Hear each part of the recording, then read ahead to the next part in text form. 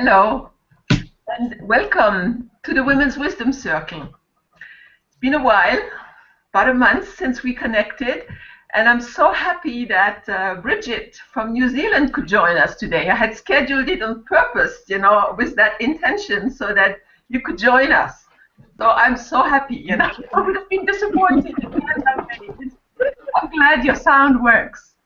And Yes. welcoming Harriet from Finland and Fiona from the UK. And let's just hold space for whoever will be joining us in the next little while. I know some people had answered that they will be there, but with a little bit of delay. So it's been 1 year actually since we've been talking on a regular basis. And I have done some reflection on what has emerged in the last year. And I would like to talk about what a circle is really and what can happen when we hold space for each other. That's what has been emerging for me in the last few days, because I wasn't even sure if I was going to conduct another one, And then when I started to reflect on what is emerging since that year, I thought, well, it would be really nice to address that. So perhaps before we do that, we could do a small centering exercise like we usually do, so that we can listen in, because that's part of it. It's allowing the resonance in our heart to speak, the presence that lives in each of us. And we've been talking a lot about feminine power, that clearing the wounds and all that. But really, what are we making space for? It's that presence. And it's only when you empty, and when you empty the mind and clear, and I will have a lot of things to say about that later, will you be able to listen to that dimension, which usually is always there, but it's kind of, the broadcast is kind of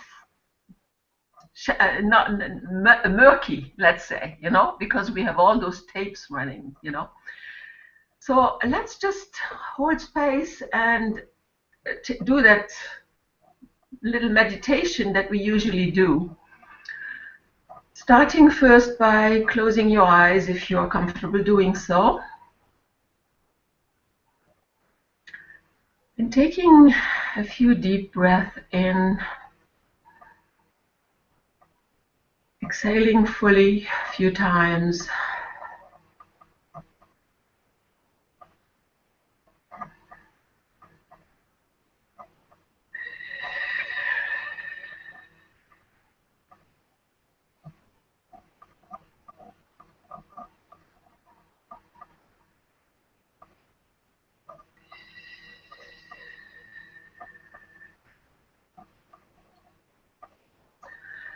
Really allowing us to empty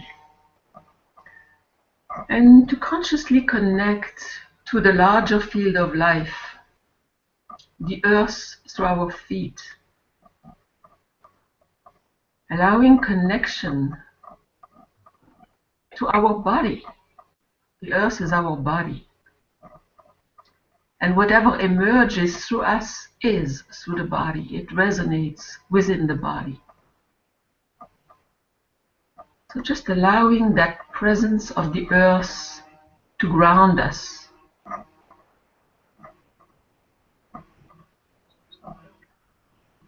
And also allowing our connection to the universe to be conscious in our field. Because we are much more than the earth. We are also that universe, multidimensional awareness, trying to bring the wisdom through. We are souls first and foremost, having a human experience, incarnated on this plane to bring fully our purpose through each of us, but really also to learn to love, starting to love ourselves, healing and clearing. So just consciously connect to those 2 points, the source of light above your head and the grounding anchor of the earth below your feet. And imagine that column of light connecting the center of the earth to the center of the galaxy, really. And allowing that light to radiate and shine through your body.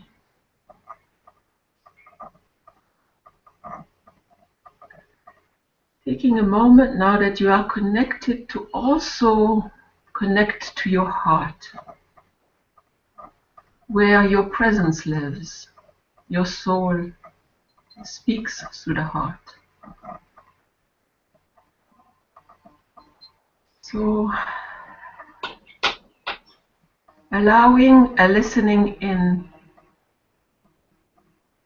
to connect you to what is present for you today in this circle. And connecting to the circle of people present and of people listening in later to the replay of the call. Sending energy virtually to the right hand around the world and receiving energy back to the left hand.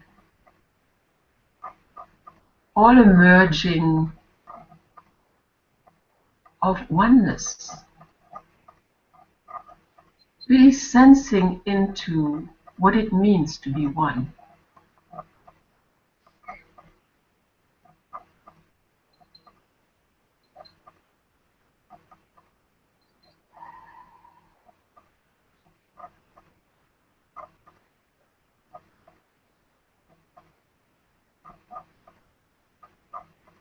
Taking just another moment to connect to what is emerging within your own presence, within your heart, that wants to be addressed or spoken through you.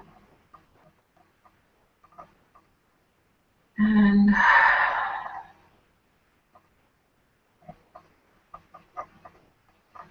taking a few more deep breaths.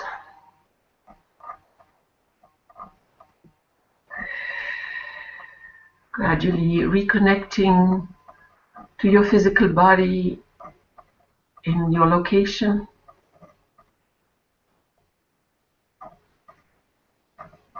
And gradually coming back and reconnecting to our connection in cyberspace. And another deep breath whenever you're ready, coming back to the room and opening your eyes.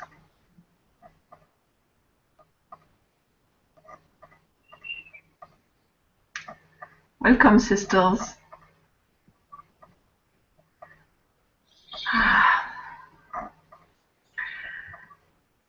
Well, how can I start today? When I was reflecting on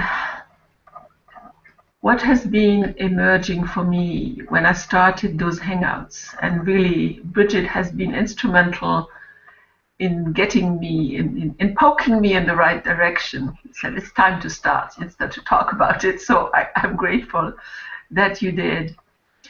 And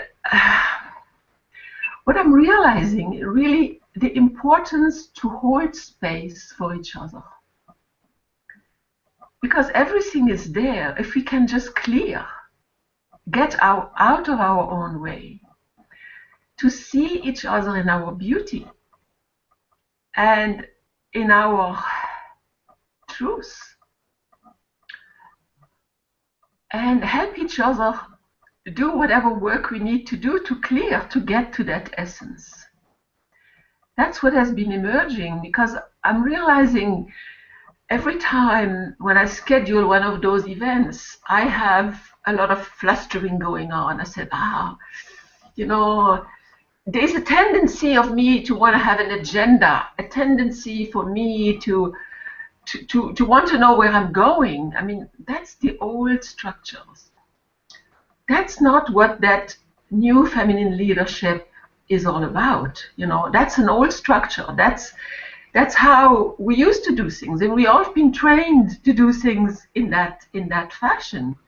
But really allowing a listening in to the heart, and to emerge the leadership from within through the presence of what is there.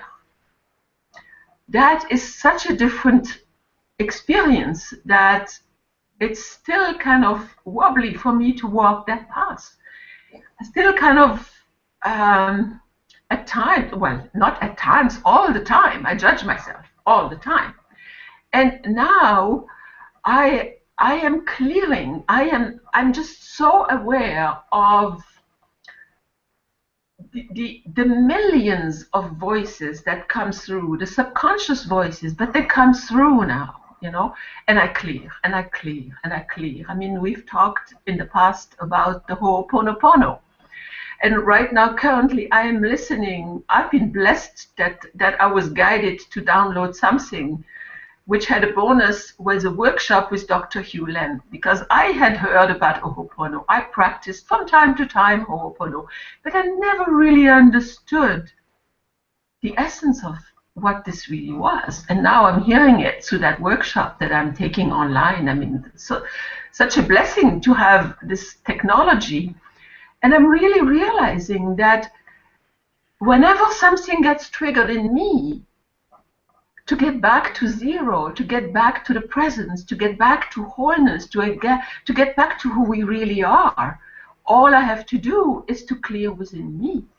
Then I get back to zero. I get back to that essence, to that presence that is here to bring another way to balance what has been happening in the world. And that has been a practice, So I want to know what is emerging through you when I'm speaking about those things. Because the other thing that I've been really practicing a lot, and maybe I want to share that, is I've also been called in the last couple of months to join the Priestess Presence with Elaine Dofty, I think. I'm not sure how to pronounce her name, but she has been inspiring me for a few years now. And she has a mystery school, and I just joined her last month because I was called. Every time I listen to her, I cry. It resonates, and I cried. And I joined, and the last mystery school was about the Lady of Communion and the compassion of the Lady of Communion. And I would like to read a quote that I don't even know who said it, but I've kind of recorded it during that call, about what compassion is. Because that's really what it is all about. First of all, self-compassion. So compassion is not a relationship between the healer and the wounded. It is a relationship between equals. Only when we know our darkness well, can we be present with the darkness of others? Compassion becomes real when we recognize our shared humanity. And that has been like a new kind of awareness for me. I said, oh my God, yes, I am not here to help my clients heal or, work through something. I am here really to see them as whole, as the presence really, and as that beauty that is there to do whatever they came to do. There is nothing wrong with them. And if I can clear what it gets triggered, this is what I'm understanding only in the last few days. If I can get clear what gets triggered within me about whatever is happening out there, clients, situations in the world, I will help, I will contribute to bring that new space into being for humanity, for us to be able to share our divine essence in a human embodied form. So this is all what is emerging through me in my reflection after this 1 year of doing the circles, and every time wondering, am I going to go move through my discomfort of doing this and not knowing what is going to emerge. But I'm committed to keep on doing it because I see that I have benefited.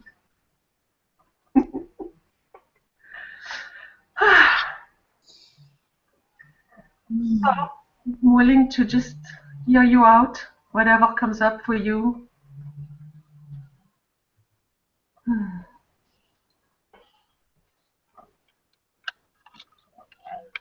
So, can you hear me?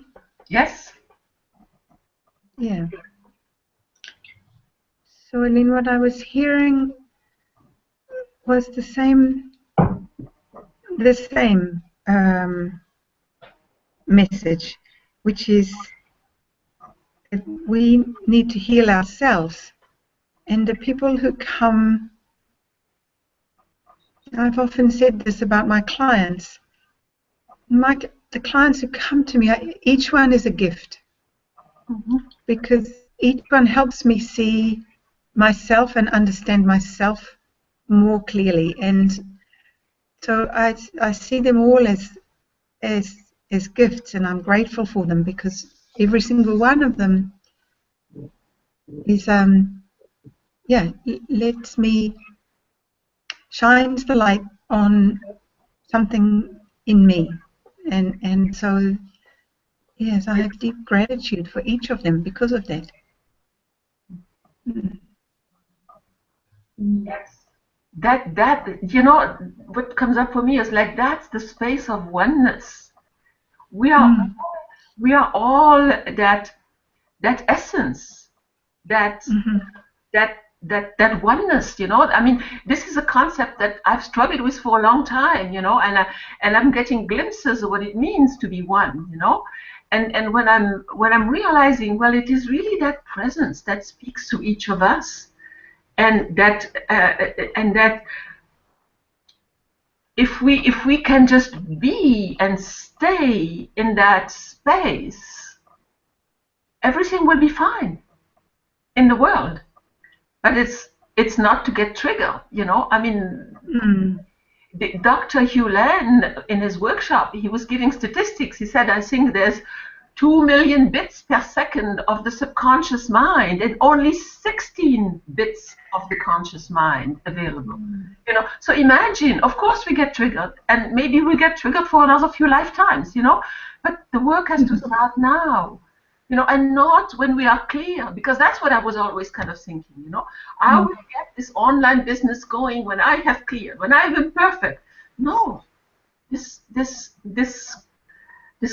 presence, this lady of compassion that exists in all of us, she is loving the imperfections. This is a different way than the masculine voice, you know, who says, you know, like, you get punished because you're not perfect. No, this is loving the imperfection so that we can heal by acknowledging it. Yeah, and I wouldn't even use the word imperfection, because there's something about that word that is such a judgment and such a... Yes, you're right. Yeah, it's a judgment, and so there will be another word that is more honoring, I think, rather than, you know, seeing the imperfections. I think it's just honoring that each one of us is here on our journey and healing what we are here to heal. and learning what we are here to learn. And it's not about perfect or imperfect at all. It's simply about the journey. It's simply about being present to the journey. It's Yes, for me. and it is again the language that you know that brings up all those old data and structures. Language, you know. So yes, inventing new language. That would be, yeah. Yeah, I'm using more and more. Working with our thoughts create our world, and our thoughts are made up of words. So choosing our words carefully is the most powerful thing we can do, I think. Choosing the words that make up our thoughts. That's the most powerful thing that we can do to bring about change. Seems to me. Yeah. And thanks for catching that word. Yeah. Yeah. We use words because we have become accustomed to them, and we don't necessarily think before we say the word before we've really. I know I will speak about me. I know that I will say a word, and then I would hear it or see it and understand it, and then I will say, that's actually not what I want to say. So sometimes I have to actually say the word and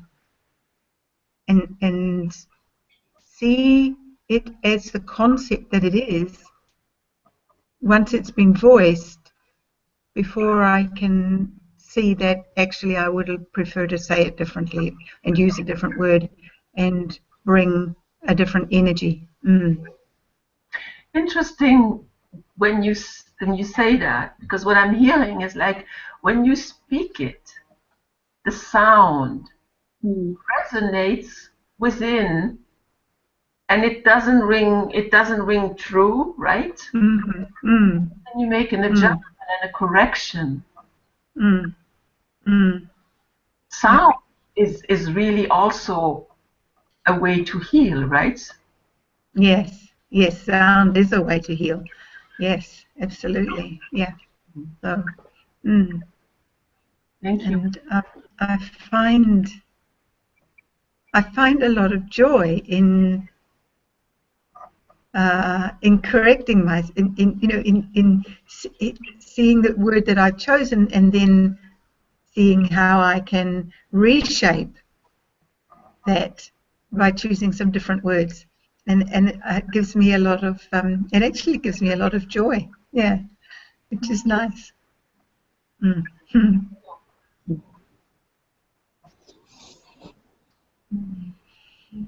Yeah, and joy is that space, right? When we are clear and connected, grounded, Joy.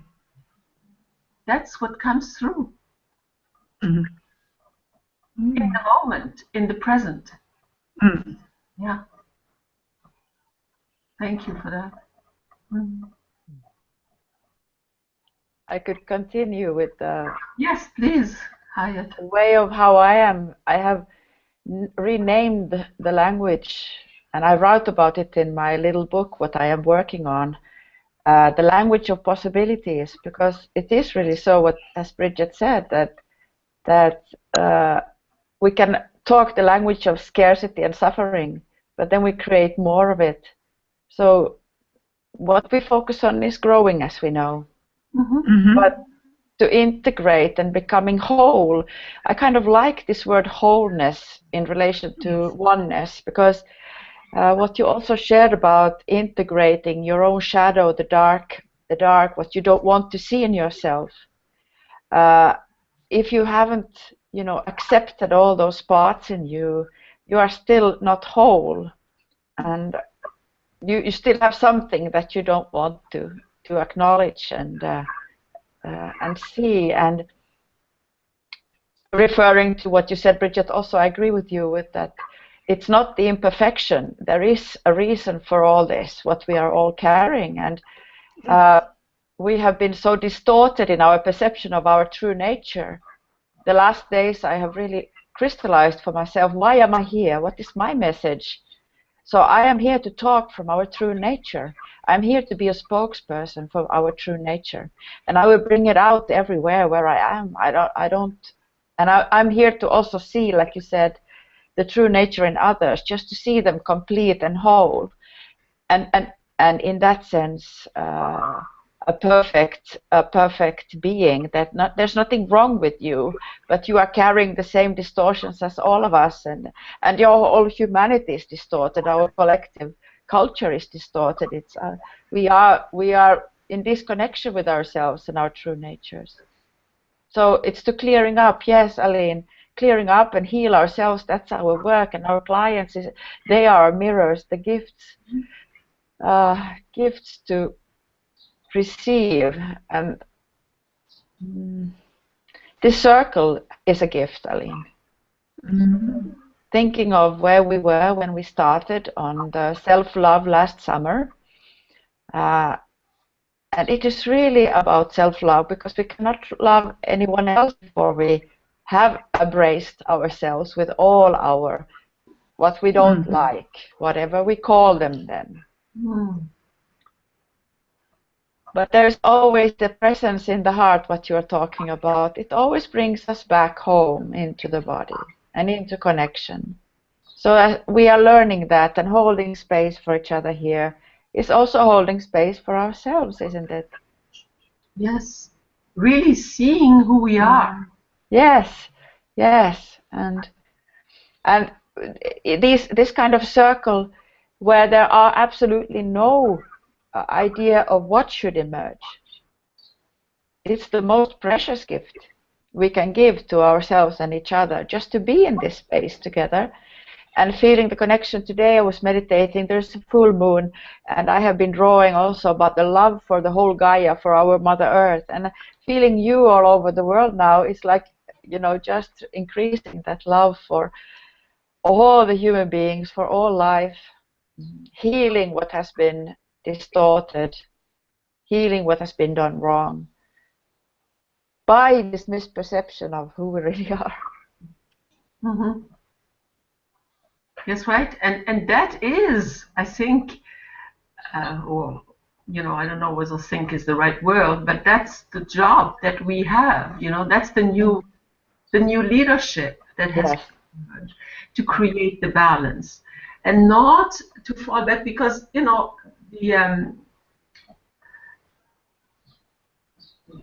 have things to do, in the world. We have a purpose and a way to make it happen. But I've often, in the last number of years, actually said, well, before I can do this, I've got to do this, and it's not true. It can emerge. It can emerge now without me being perfect, without me being completely whole, and probably never will be completely whole, But am I not going to show up because of that, So that's also what is being, like I'm really blessed that for the last almost 2 weeks, not quite the first week, but the last 10 days I've been alone here in France, and then I can think, and no TV, no, no getting to meet friends, nothing, So really focusing on inspiring me. I have a number of programs, and very often, I purchase some programs and then I don't do it because it's like, oh my God, I'm not, I'm not that perfect person yet, So it's like, instead of working through and being inspired, and so I've been doing this, I mean, full time almost right now, in the last 10 days, full time. I'm listening to inspiring stuff, and and seeing how it impacts me. I do mirror work. In the last 3 days, I've done daily mirror work, where I talk to my soul. I talk to myself to connect to the struggles and to clear it and to connect to what you said, Harriet, the possibilities and the potential, the future self, that idea, and don't let this mind shatter block the process. And it's been, what has been emerging is like, right now I feel called to really take care of that body of mine, the temple of my soul, in a way that I have never done. And I have my daughter who's been kind of experimenting for the life, because she is very also conscious and aware about a vegetarian diet, and no longer doing certain things because of the impact it has on the earth. We know it, but then, to which degree have we implemented the changes within ourselves, within our bodies, within our lives? So, just also last week I was listening to, and I know, Bridget, you've been trained in that program, Awakening the Dreamer from the Pachamama Alliance. And so I listened to that 2-hour video, it really connected me to everything that I am, and I'm already working, and I'm already aware and all that. But it really kind of brought home the fact that, well, what can I do? I said, okay, I make a commitment to turn into a vegetarian by the end of the year and to learn to eat that way. It's a lot more work than the habitual way of cooking, and I'm certainly not eating a lot of meat, Certainly not. I am not that type, But there is the impact it has on my body when I'm eating the right way. So I'm actually now consciously going through a cleansing diet by eating only certain things and eliminating certain other things, and experimenting and giving myself the time to do it, not having to have it done and handled yesterday. It's like, until the end of the year, to kind of, I'm making the commitment to myself that this is what I want to do as a contribution towards as walking my talk in a practical way, and as also taking care of my body in a way that I lose a little bit of more fat that I have around my waist, that's at least 5 kilos. I'm not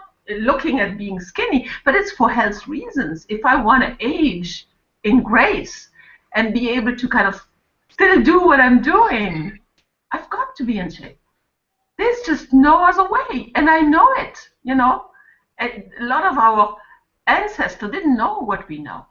So we have no excuse, really, but to take care of ourselves in that way, to love ourselves enough. So that's what's been going on for me, also on the front of how to implement something different, rather than to stay stuck in what I should do instead of what I'm doing, and how am I doing it, and how am I changing in a practical way on a daily basis. Challenging, but doable. Mm-hmm. Fiona? Yeah. I'm really resonating, as always, with what you're saying. And it's interesting, I've got a meeting on Monday, and we're going to be talking, we don't actually know what we're going to be talking about. It's online, and with 2 sisters. And it's almost like an adventure. I think the word joy resonates with me, and I've had a few sort of business challenges, and that's been a really good opportunity for me to grow, because I had a lot of resistance of going, setting up a bank account again and doing all the sort of businessy things on the internet. And then yesterday I had a call with somebody to help me with my website, and I realised that it was the old way she was trying to use a process, and I didn't feel as if there was truth there. You know, it wasn't truthful. But I really was able to process it, not in a judgmental way, but in actually a way of being kind to myself and realizing that I had to hand this up and let it go. And it was helping me grow by standing in my assertiveness. What I'm intending to find now is when I get those feelings of resistance, or another example was somebody, you know, she's an executive coach and she's got a really glamorous life and she's out there in the corporate world. I'm like, oh, I could do that. I want to do that. And then I was feeling that sort of little bit of jealousy coming in. And then I thought, oh, I'm not feeling guilty about this. This is, I can go within and let that go. And I can honour that she's helping me realise that that isn't my path. It's the old way. So I'm getting a lot more focused on what my actual path is. Not as focused as Harriet, which was wonderful. You know, that was just wonderful how you were able to say that. But and being really gentle and kind with myself. And if somebody's tone of voice isn't resonating with me, if it's hurting me, I honour my light and realise that I don't want to be in that environment, and I don't have to. I can choose, no, I don't have to. You know, I don't have to be with people that I choose not to be anymore. And that's really just come through really in the last 24 hours or less. And I'm so grateful for the opportunity for me to grow with that, because I know that's quite powerful.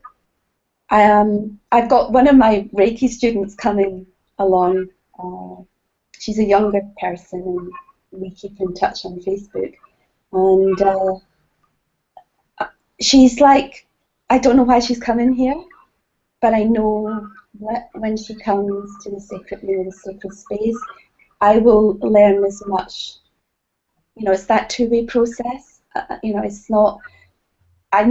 It's the new way of teaching. I'm not sort of the teacher with all the answers, but I think it's holding the respect for myself and realizing that I am whole. I'm connected to the divinity within me and the divinity of Mother Earth and Father Sky or however, and I honour all who come to me.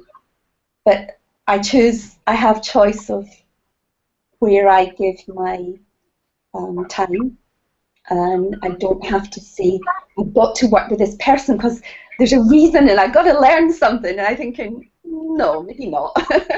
You know, and my lovely husband's going, oh, I told you so. And I thought, no, I don't like your tone of voice. Could you speak to me on a different tone, please? And I feel that's quite powerful.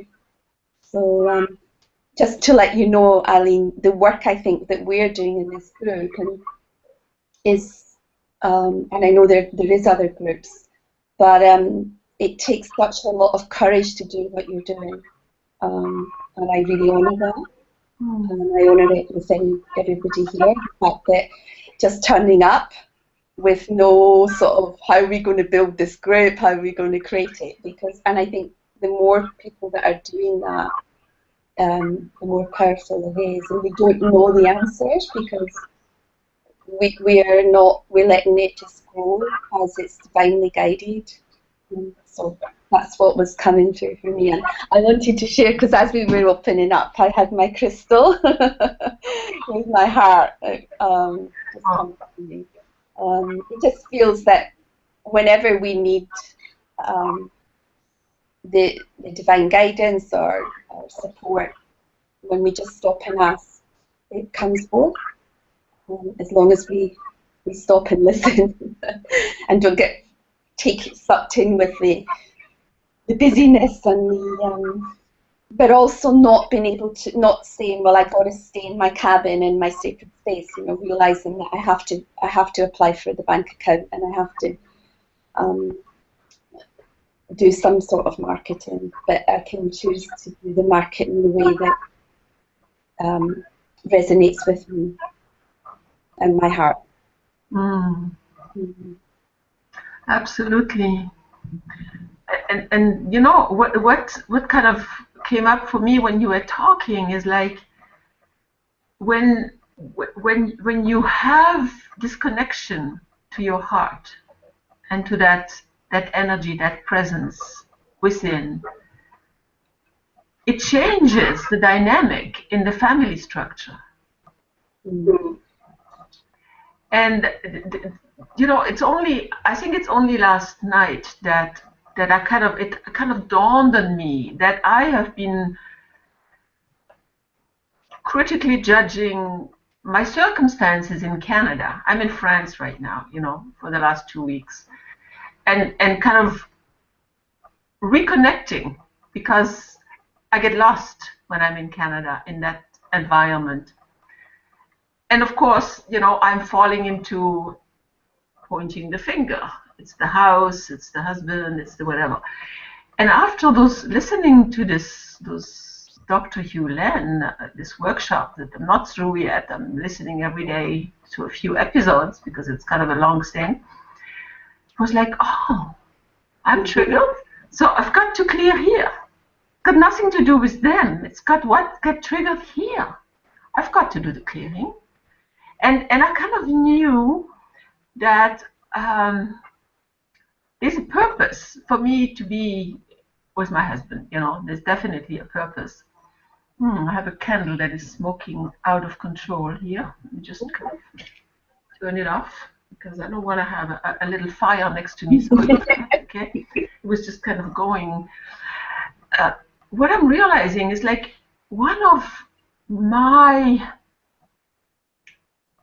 you know, it's like I'm coming from a patriarchal. We're all coming from patriarchal structures. We are all here to kind of do that healing, that clearing. I mean, we chose, you know, we clearly chose to be here at this time, you know, in the history of our planet.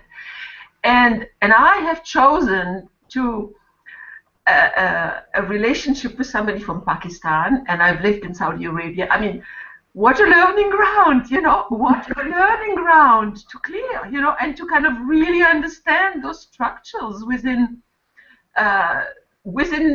consciousness, because really it is not within me, it is within consciousness. So I can now, when I'm seeing it at that level, is like now when I'm triggered, it's not about changing anything out there. It's like what is triggered within, you know, so that I can transform myself and not outside of myself, you know. I mean, I'm really getting it this time, you know. I don't know whether I lose it again, because usually this is the way it works until it gets fully anchored in. You get something, you get it a few times, you lose it a few times, and then you get it at another level, you know. I mean, it's a process, right? But really, I'm seeing, my God, what a blessing that I have this opportunity now to clear this whole structure in that relationship. And, you know, I really see that this house is in Canada, you know, where I'm living, is really going to be like a testing ground for me when I go back. You know, I haven't decided when I go back. I really need to kind of have more time to myself a little bit here, but I'm holding it quite differently, rather than okay, cutting. You know, I mean, cutting and discarding and separating. I've done this, you know, more than once. I mean, this is not my first relationship, not even my first marriage. You know, I've done this so many times. So there is another way, and that's part of my purpose. That is not everybody's purpose, but I'm realizing that's part of my purpose. There's something here that I need to transform that will make an impact, and I don't know, have no clue how. And that I really got that it's got to do with clearing within me, you know. And so I'll see where it goes. So, but this kind of came up for me when you kind of talked about how you are listening in to your body and the tone of voice of somebody speaking, or if it doesn't feel good within you, Fiona, then you're not following that. You're respecting what is triggered within you, because it's coming from a place which is not a fear of the mind. It's coming from a deeper place, and that's the place we need to, it's that nuance. What are we listening to? Which of the voices are we listening to? Mm. Yeah, I think sometimes as well it becomes the other voice becomes stronger, and then that's when you just go into nature, find a way of you coming to a group, committing, making that commitment is important, because I knew I was coming to this group. And I didn't have any expectations. I wasn't looking for anything. I wasn't searching. I knew that I was going to be here. And it's quite magical then, because it's been peaceful. Because quite recently I feel as if I've been talking a lot, and I've been, almost trying to prove myself a little bit, going back into that old sort of pattern, that, and then my guidance was saying slow down and just be, really. So it's like being in that rhythm and enjoying it. And humor really helps me along that journey. Just to find the humor, and not take things too seriously. And what also I find is, particularly when I was in Scotland with my parents, was a bit of a challenge. Over the years, I've managed now to start to doodle and have creativity. I did a fairy course so that I could have just something to take me into that positive environment. And then my relationship with my dad has really transformed.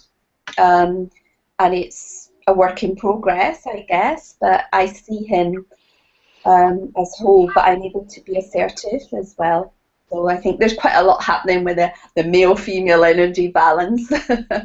And also, and I liked what you said about compassion. I will listen to that again, because that was a really lovely quote. Yeah, just a lovely space to be in. Thank you. Yeah. I'm just kind of wondering, what are the practices that we can embrace to remain or to come back, What are the practices to get into the presence? I mean, I have something here, the core skills and practices that Elaine in her mystery school kind of gave us. I could kind of go through it, but I'm just wondering what is emerging before I kind of share those. Can I share what came up for me when you in the meditation asked us that from the place of oneness, so how do we know that we are there, or what comes up for you? So, and you have, both Fiona and Bridget, you have also touched on those. It's the peace, it's the joy, but there are no barriers. So now when I hear about how we are projecting still, and I have done that also with my husband here in my divorce process, that I was still projecting on him, but after going through that, finding the true forgiveness, that I forgave myself for doing that, knowing that it's always co-creation. It's never about one person in a relationship. It's about what is happening in between, and what are we bringing into that relationship, and as we get another reality back. So there are no barriers when we are in oneness.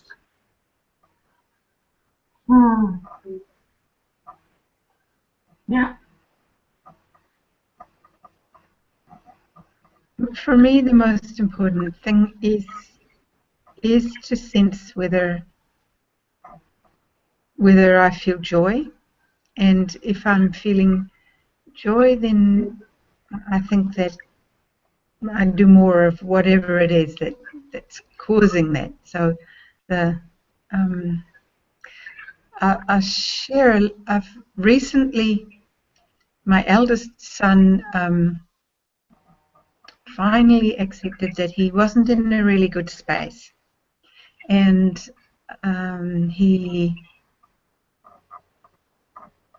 so I said I promised him that we would do I would pay for him to do some work to find himself a little bit, to discover his soul, to whatever it was that he felt he needed. So we went to, I suppose she's a counsellor.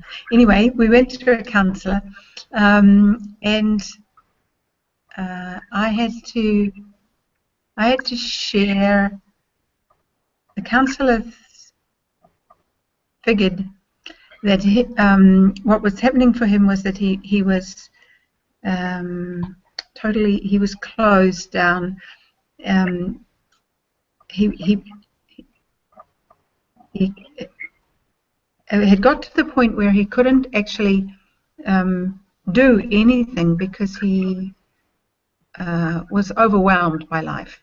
In the counselling session,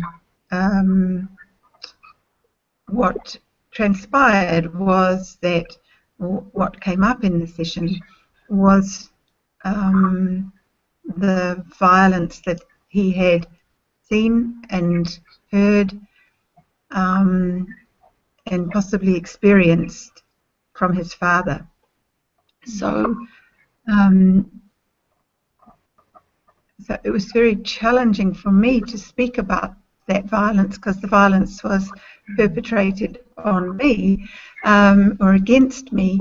And so then I had another session with the counsellor, and it was a very revealing session, because what she helped me to see was that I had just accepted violence as normal in my life. My mother had spanked me with the hairbrush. My sisters had fought. I'd been raped. I'd been sexually abused, and then my husband was violent towards me. And so I left that session, and she said, "Do you want to do something about it?" And I said, all I want to do is just sit with it for a little while and see what comes up for me in terms of, see what comes up for me. And what I've discovered is just gratitude for it all.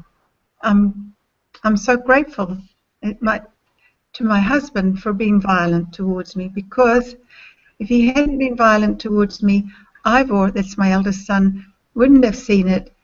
He wouldn't have been, his life wouldn't have been affected, and I wouldn't now be able to sit in this place of knowing that the cycle of violence is broken. So the whole thing is, for me, I'm really at peace with it. I can smile about it, and I'm really at peace with it, because I know the reason that I married a man who was violent. I married a man who was violent so that I would see the pattern, and the pattern would be, and my children would see it, and the pattern would be broken. So I'm just grateful for it all. And so yeah, so I can sit here and I can smile about it, and I can actually be really, really joyful that I've experienced it, and that that now it won't happen in his life. He won't repeat that pattern. So yeah. So for me, I look for the joy. When I find the joy, it comes from being grateful for whatever it is. And so yeah, I look for the joy. Thank you, Bridget, for sharing so vulnerably. Yes. And when I'm hearing, when a pattern is broken within one, it is broken for all. Yeah. Yeah. Yeah. So I can be glad about it, and yep. So the counselor, I think she was a bit sorry that she wasn't going to get a client to sit in her room for a long time, going through all the counselling process. So I said I was sorry that I wasn't going to be paying her lots of money to counsel me, but I would certainly be supporting paying for my son to have some more sessions with her until he feels he's good to go. Yeah. Yeah. Thank you. Thank you. Yeah. Would you be interested in me sharing what I've had as a download here about the core skills and practices? Because there are already things that we are doing and practicing. Okay. Yeah. As a conclusion for, I mean, this is coming from Elaine Doherty. I just want to kind of say the source of it. You know, this is not my, this is coming from the Priestess Presence. And there are about 8 core skills and practices to remain in that space of presence. Prayer, which is the art and practice of becoming the vessel to receive the goddess. You know, the body is the vessel. The resonance, the practice of creating an internal state where you can access your heart wisdom. That's what we practice here, you know, listening in what resonates. We already kind of are on that one. And I believe prayer also. And emptiness, the practice of being able to empty your mind so that you can receive what is coming into form through you. This is also what we practice here. You know, I mean, when I read this, I said, well, this is really what the purpose of a circle is, you know. Sensuality, the practice of awakening your Shakti so that you are fully erotically alive. Well, this hasn't emerged in my life right now yet, and but I'm not close to it. Essence is the practice of connecting and nurturing the relationship you have with your mythic self, that multidimensional being that we are. Nothingness is the practice of dissolving your attachments to who you think you are or should be in the world. Care is the devotional practice of feeding and nourishing yourself as the divine in human form. And ecstasy is the devotional practice of following what is joyful, blissful, and connects you to the path of ecstasy. So we talked about joy, you know, and ecstasy a lot today. So I just thought I'd share that with you because it's a nice reminder about what presence is all about and what we are really cultivating here in our circle. You know, the emergence of presence, of feminine presence, of that new leadership that needs to emerge in all of us, men and women, so that we can balance the world. You know, we are the world. We are that oneness, and whatever we can balance within ourselves will contribute to that larger bringing balance out there. It's not happening out there. It's all happening within. That's what kind of emerging for new. And welcome, Heidi. You just joined us at the end. So, you know, you have no context to understand what we are just kind of bringing in at the last, you know. So.